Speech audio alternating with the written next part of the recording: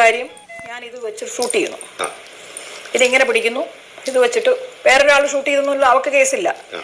ഒരു കൈ കൊണ്ട് ഞാൻ പിടിക്കുന്നു, മറ്റേ കൈ കൊണ്ട് ഞാൻ പ്രൈമറി ഫസ്റ്റ് ഇമ്പോർട്ടന്റ് എവിഡൻസ് എന്ന് അത് കണ്ടെത്താൻ പോലീസ് കണ്ടെത്താത്തതിന് അതിജീവിതയ്ക്ക് പരാതി എഡിറ്റഡ് ആണെന്ന് പറയാൻ കാര്യം എന്താ? ഇങ്ങനെ വെച്ച് പിടിക്കുമ്പോൾ ഇതിനകത്ത് ചേർക്കൽ വരേണ്ട കാര്യമില്ല. റേപ്പ് നടക്കുമ്പം പിന്നെ മാറ്റിയിട്ട് പിന്നെ ഇതൊക്കെ ഞാൻ റെക്കോർഡ്സിൽ കണ്ടതാണ് കേട്ടോ.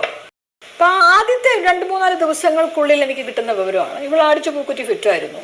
ലാലിന്റെ വീട്ടിൽ വന്ന് കയറുമ്പോൾ കാറിൽ അവള് ഫിറ്റ് കഴിഞ്ഞിട്ട് ലാലിന്റെ വീട്ടിൽ ചെന്ന് കയറുമ്പോൾ ലാലും അതിനേക്കാൾ പൂസായിട്ടാണ് വന്നിരുന്നത്. അപ്പൊ ഇതങ്ങോട്ട് വാട്ടർ ഇറങ്ങിയാലല്ലേ പോലീസിന് സ്റ്റേറ്റ്മെന്റ് എടുക്കാനൊക്കെ.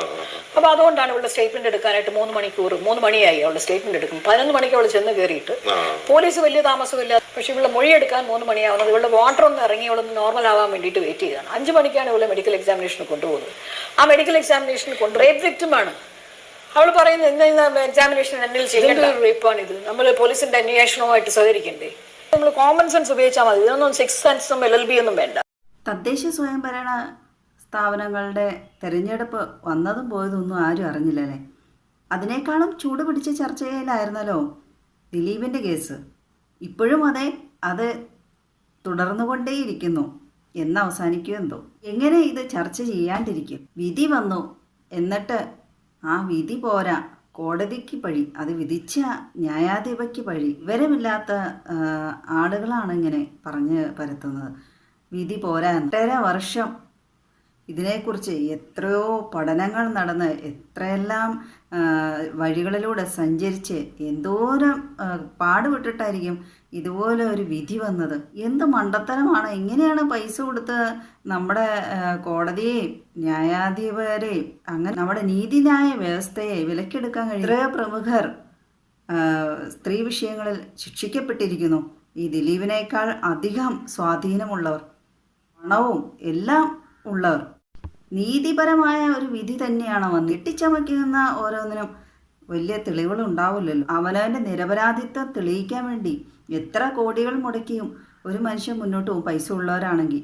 ഇല്ലാത്തവനും ഇല്ലാത്ത പൈസ എങ്ങനെയെങ്കിലും ഉണ്ടാക്കി ആ കേസ് നടത്തി എങ്ങനെയെങ്കിലും മുമ്പോട്ട് പോകും. ദൃശ്യങ്ങൾ പകർത്തിയെന്ന് ആരോപിക്കപ്പെടുന്ന പ്രധാനപ്പെട്ട തെളിവായ മൊബൈൽ ഫോൺ ഇതുവരെ പോലീസിന് കണ്ടുപിടിക്കാൻ കഴിഞ്ഞിട്ടില്ല. അങ്ങനെ ഒരു സംഗതി ഇല്ലായിരിക്കും, അതായിരിക്കും കണ്ടുപിടിക്കാത്തത്.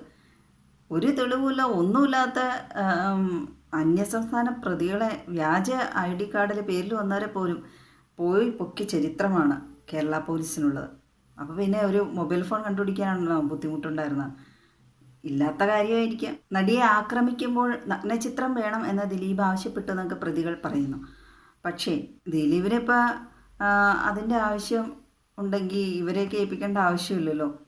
പുള്ളിന് വേറെ മാർഗങ്ങൾ ഉണ്ടാകുമായിരിക്കുമല്ലോ. ഈ സംഭവം നടക്കുമ്പോൾ ദിലീപ് എന്ന വിവാഹം കഴിച്ച ഒരു കുട്ടിയുടെ പിതാവാണ്, പ്രത്യേകിച്ച് ഒരു പെൺകുട്ടിയുള്ള ഒരാളാണ്.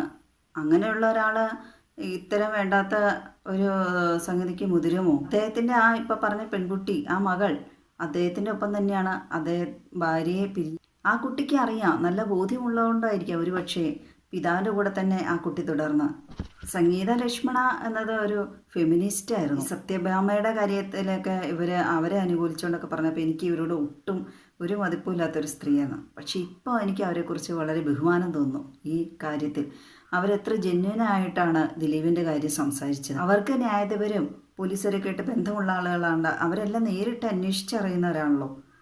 അതുകൊണ്ട് നമുക്ക് അവർ പറയുന്നത് ഏറെക്കുറെയൊക്കെ വിശ്വസിക്കാം. എന്നോട് പറഞ്ഞ് അനുഭവിക്കാൻ തയ്യാറായിക്കോളാം. പുള്ളിയോട് ചാനലാ ഞാൻ പറയും, എനിക്കറിയില്ല വന്നവർ പോലീസ് ചാനലൊക്കെ വരുന്ന ആളാണ്. അദ്ദേഹം എന്നെ വിളിച്ച് പറയും ഒരു പോലീസ് ഉദ്യോഗസ്ഥർ. പുള്ളി പക്ഷേ മാറി നടന്നു എന്നെ കൊണ്ടെടുത്തിട്ട് ഇങ്ങനെ ചർച്ചയ്ക്ക് പോകുന്നത് എന്തിനാ എന്നൊക്കെ ചോദിച്ചു. ഞാൻ പറയും എൻ്റെ അവകാശമാണ് ഞാൻ വിനിയോഗിക്കുന്നു. അപ്പോൾ ചർച്ചയ്ക്ക് നിങ്ങൾ പോകാതിരിക്കുന്നത് നിങ്ങൾക്ക് നല്ലതെന്നൊക്കെ പറഞ്ഞൊരു വിരട്ട് ശൈലൊക്കെ പറഞ്ഞില്ല എന്നൊക്കെ ഒരു താക്കീത് പോലെയൊക്കെ പറഞ്ഞു. ഞാൻ പറഞ്ഞു ഞാൻ പോകുന്നു പറഞ്ഞു. അപ്പോൾ എന്നോട് ചോദിച്ചു ഞങ്ങൾ കുറച്ച് കാശ് തന്നാൽ പോകാൻ. കാശ് എന്നുള്ളത് ഇവിടെ ഒരു ഘടകമല്ലെന്ന് പറഞ്ഞു. 5 ലക്ഷം രൂപ വരെ ഞങ്ങൾ തന്നുകളയെന്ന് പറഞ്ഞു. ഒരു 3 കോടി രൂപ കാവ്യമാധവനോട് മേടിച്ചു തരാമെന്ന് ചോദിച്ചു. എന്നോട് ചോദിച്ചാ ഞാൻ പറഞ്ഞു 3 കോടി രൂപ കാവ്യമാധവനോട്. എനിക്ക് കാവ്യമാധവനോട് വലിയ ബന്ധം സംസാരിക്കാൻ. അപ്പൊ ദിലീപ് ഭാഗത്തുള്ള സമയം സിനിമാ നിർമ്മാതാവായ സജി നന്ദ്യാട്ടത്തിൻ്റെ അടുത്ത് ആളൂർ വക്കീൽ, ഏറ്റവും ക്രിമിനൽ വക്കീലായിട്ട് പേരെടുത്ത ആളാണല്ലോ, അദ്ദേഹം പോലും പറഞ്ഞത് ദിലീപിന് സപ്പോർട്ട് ചെയ്തുകൊണ്ട് ഇദ്ദേഹവും ദിലീപിന് വേണ്ടി സംസാരിക്കുന്നത് എത്ര ജെന്യുനായിട്ടാണ്.